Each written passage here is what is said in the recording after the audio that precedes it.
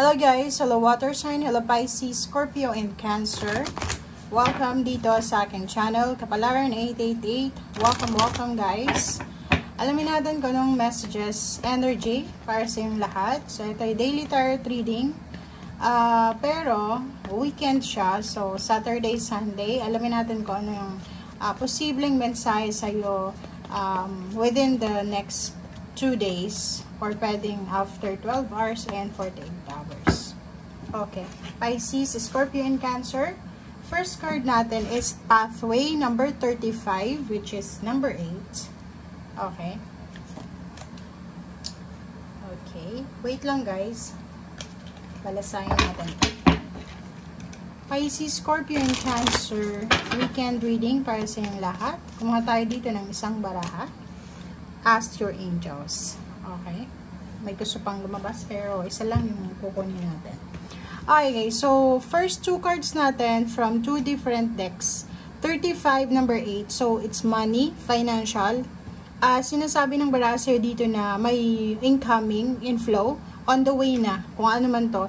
Itong butterflies na to, it's number 5. 1, 2, 3, 4, 5. 5 butterflies. So, siguro marami kang concerns, worries na dinideal sa weekend na to or habang nanonood ka sa ngayon.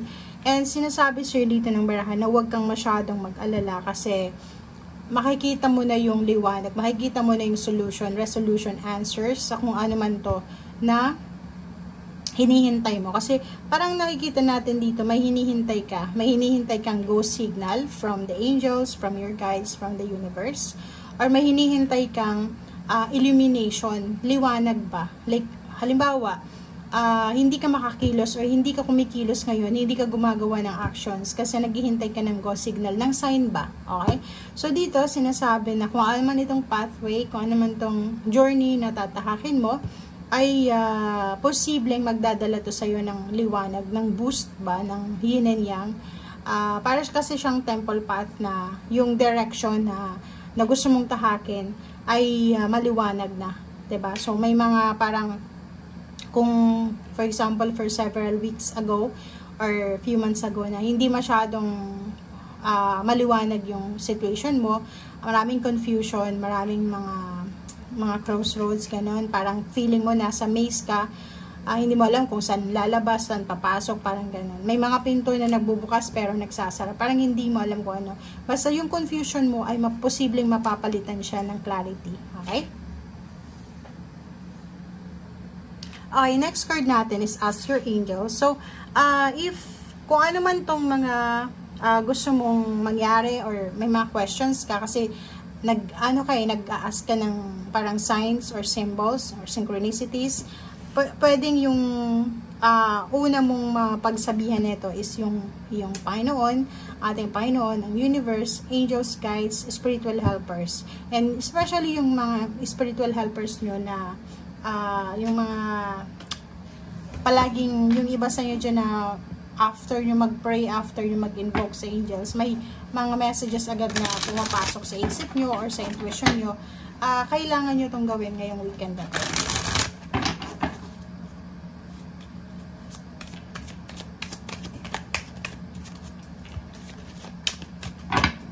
Okay. First card natin is Ace of Swords.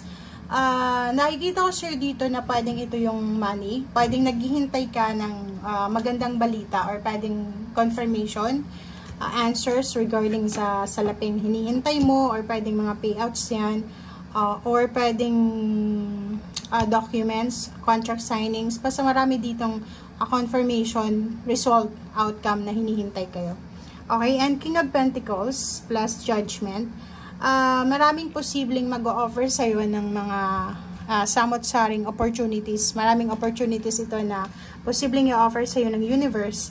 And yung Judgment card is, kung makikita mo dito, ikaw yung magdedesisyon kung ano yung posibleng resonated sa energy mo, kung ano yung gusto mo. So, if ever man, this weekend, may mag-offer sa'yo ng part-time job or career, make sure na ano man ang decision making mo dito, uunahin mo yung kapakanan mo. Kasi like for example, pagod na pagod ka na for the 5 days, for weekdays, tapos may additional kang offer ng part-time for Saturday, Sunday, tapos pagod na pagod ka na, tapos susubukan mo kasi gusto mong makaipon ng pera. So, make sure na alam mo na kaya mo. Okay, wag mong pilitin yung sarili mo. King of Pentacles, malaking halagang pera to. So, nakikita ko sa'yo dito na kung ano man tong hinihintay mo na good news regarding money, medyo may confirmation ng nakikita ka for this weekend. Pero, hindi pa siya yung sobra-sobrang visible. Pero may parating.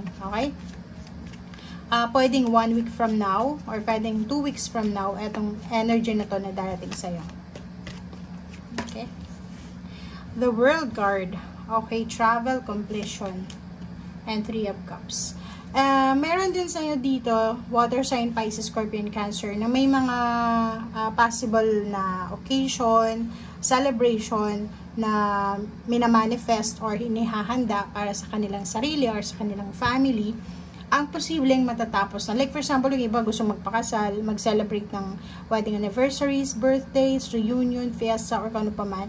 And hindi sila masyadong nagkakapag-decide. Yung parang hindi natatapos yung mga usapin, yung mga plano. Kasi pwedeng may mga sagabal or pwedeng ikaw mismo yung palagi mong inaantala or palagi mong hinahang. And dito sinasabi ng baraha sa'yo dito na for this weekend, may posibleng clarity na, may posibleng endings or resolution or meron na ditong achievements or fulfillments. So, ibig sabihin, the World card, tapos na yung pag-iisip, tapos na yung plano. So, maghihintay ka na lang ng execution ng plans. Okay? Meron din ditong mga travel plans with your families, friends, or paano pa man.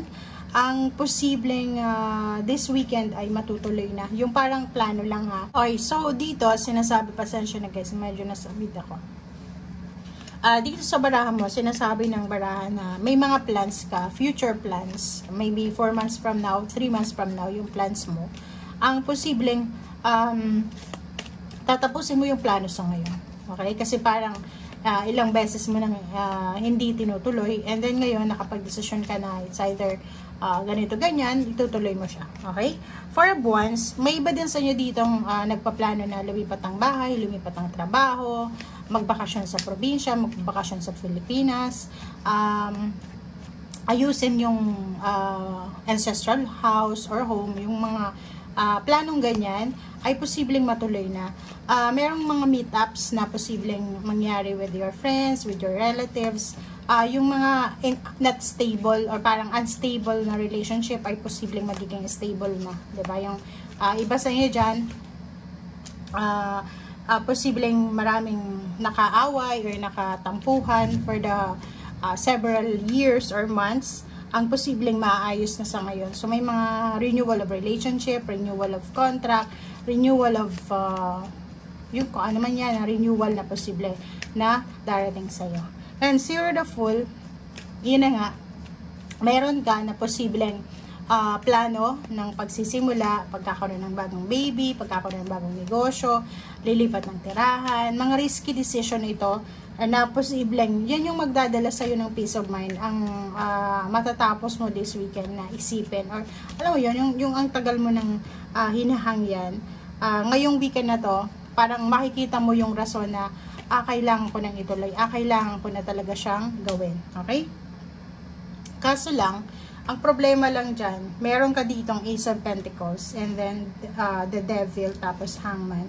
Isa sa posibleng rason kung bakit hindi matuloy-tuloy itong mga plano mo ay dahil sa posibleng kakulangan sa pera, or pwedeng may mga energies like earth signs energy sa paligid mo na pumipigil sa'yo, lalo na yung Capricorn energy. Okay?